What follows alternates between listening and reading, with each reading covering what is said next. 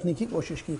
चलिए, मौक़िफ़ की बात हो रही है तो एक और मौक़िफ़ सामने आ रहा है और बात हो रही है रिजर्वेशंस को लेकर। और जम्मू कश्मीर के अंदर पहाड़ी रिजर्वेशन, गुज्जर रिजर्वेशन, ये रिजर्वेशन वो रिजर्वेशन के बीच अब जलसे जुलूसों का सिलसिला भी शुरू हो गया है। कहीं पर आक्रोश रैली और कहीं पर धन्यवाद रैली के नाम पर लोग सड़कों पर बाहर आ रहे हैं। कुछ लोग सरकार के मंशा पर सवाल उठा रहे हैं और कुछ लोग 70 साल से हो रहे जुल्म के खात्मे पर सरकार का शुक्रिया अदा कर रहे हैं। इस बीच बड़ा सवाल यह है कि जस्टिस जीडी शर्मा की तरफ से पेश करदा रिपोर्ट के हवाले से आज तक इतनी खामोशी क्यों, और जब आहिस्ता आहिस्ता करके रिपोर्ट के अवराक सामने आए तो अब इतना हंगामा भी क्यों।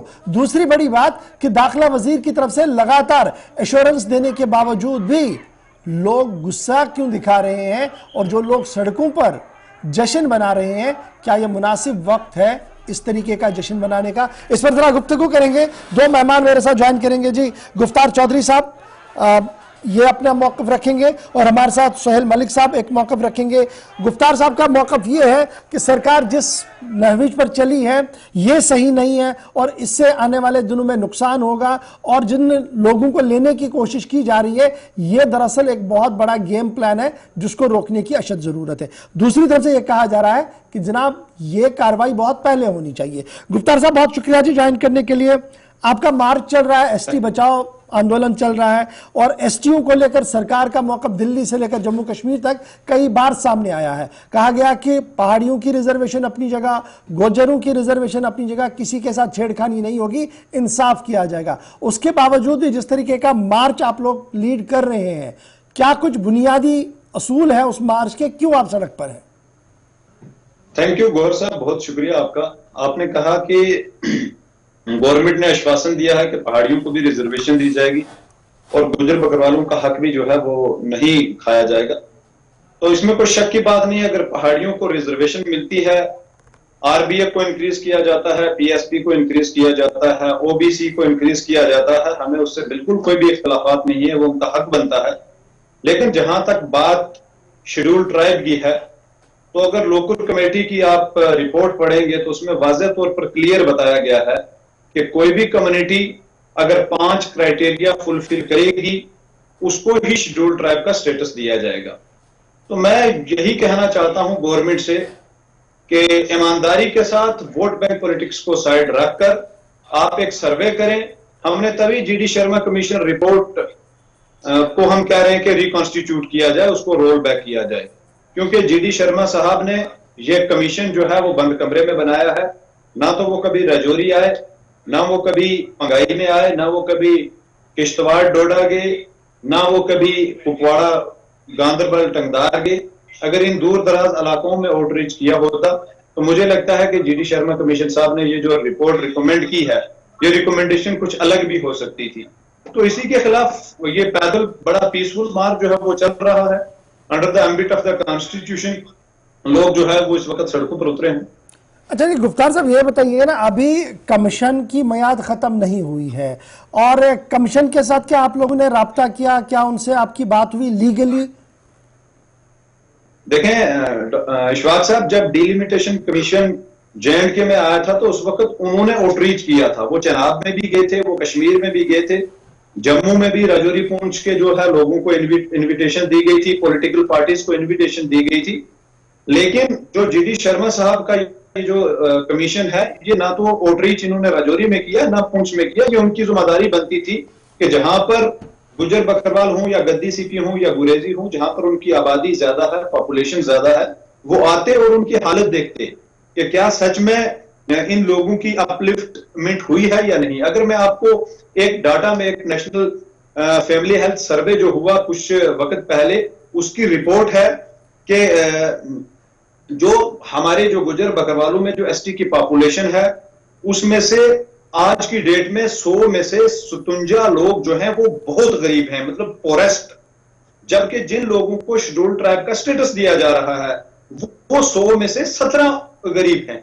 तो हम इनको कैसे कंपेयर कर सकते हैं? इस देर अगर एक तरफ 100 में से 17 आदमी गरीब हैं, दूसरी तरफ 100 में से 57 लोग गरीब हैं, तो क्या इनमें कोई मुकाबला हो सकता है? बिल्कुल भी नहीं।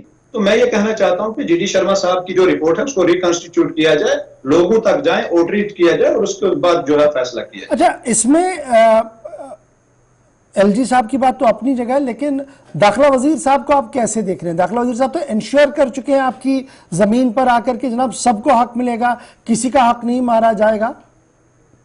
सर गौर साहब, हम वही कह रहे हैं ना, हमें तो होम मिनिस्टर साहब की या एलजी साहब को, हमारे होम मिनिस्टर साहब हैं अमित शाह जी, और एलजी साहब हमारी यूनियन टेरिटरी के हेड हैं, हम उनकी बात को ये नहीं कह रहे, लेकिन हमारी भी एक बात जो है वो समझनी चाहिए।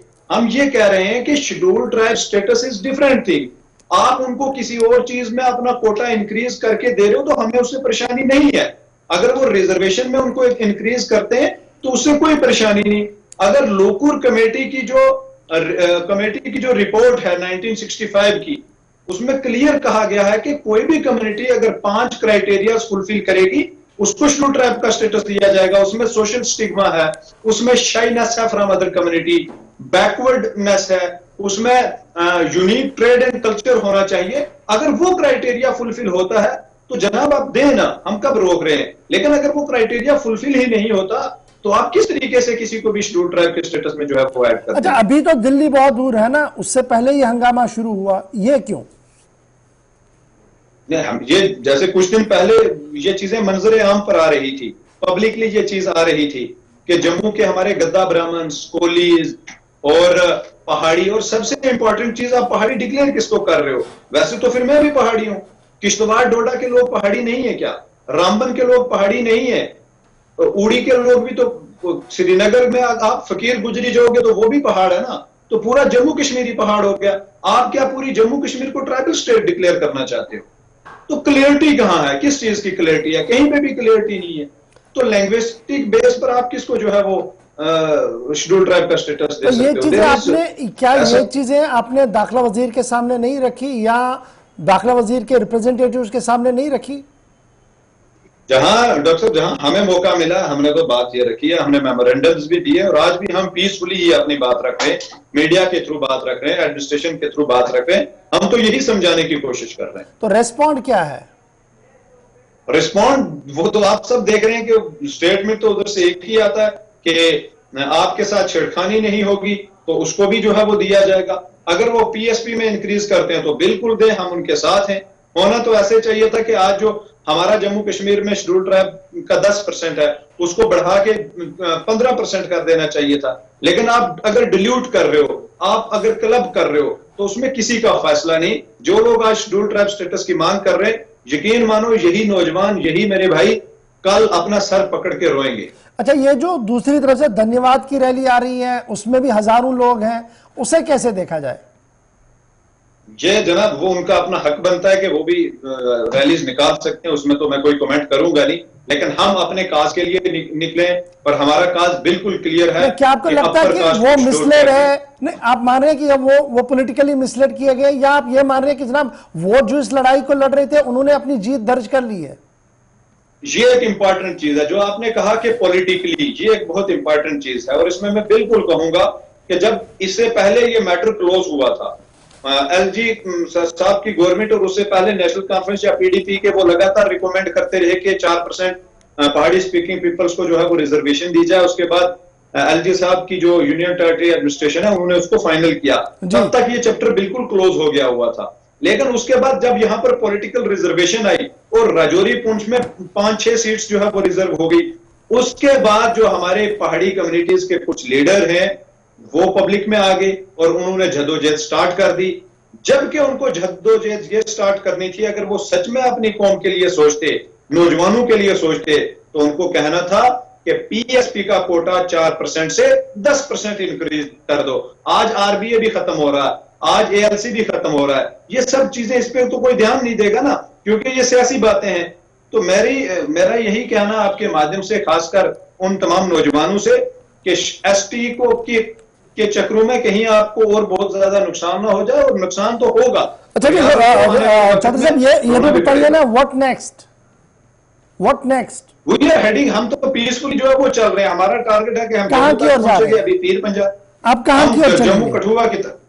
जम्मू कठुआ की तरफ चलेंगे उसके बाद, क्योंकि जिस दिन हमने कुपवाड़ा से स्टार्ट किया था हमने क्लियर कहा था कि हम कुपवाड़ा से कठुआ तक अपनी पैदल मार्च करेंगे। जी। तो अभी हम पीर पंजाल में पहुंचे और आप देख सकते हैं कि हजारों के हिसाब से लोग आज सड़कों पर निकल रहे हैं। तो इसके बाद हमें जम्मू की तरफ जाना, उसके बाद जो हमारी कमेटी जो है वो लायमल तैयार करेगी, वो लोगों को पता चल जाएगा। यानी आपने एक कमेटी तश्कील दे दी है जो इस पूरे प्रोग्राम को ऑर्गेनाइज कर रही है, जो देख रही है। क्या वो कमेटी कहीं पर भी स्टेट गवर्नमेंट के साथ लेजान में है कि उन्हें बता रही है कि भाई साहब ये गलत हो रहा है, इनको बताएं?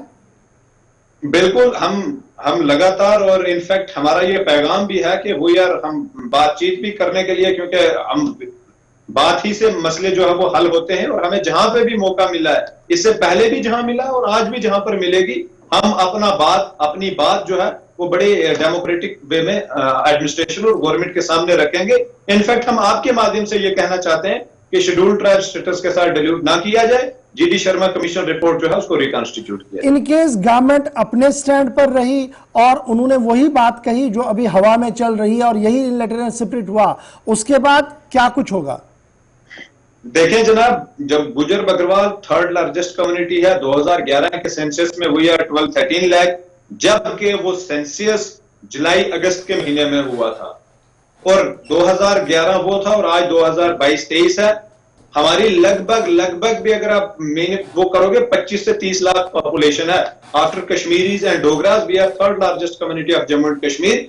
और अगर इस कौम के साथ नाइंसाफ नहीं हुआ तो फिर पॉलिटिकली नुकसान उठाना पड़ेगा उन लोगों को जो गुजर बकरवालों के साथ नाइंसाफी करने जा रहे हैं। क्या आपकी भी ये मांग रहेगी जिस तरीके से पहाड़ियों के लिए एक मखसूस रिजर्वेशन की बातें हो रही है, पॉलिटिकल रिजर्वेशन की बात हो रही है, गुजर बकरवालों के लिए भी एक मखसूस पॉलिटिकल रिजर्वेशन हो?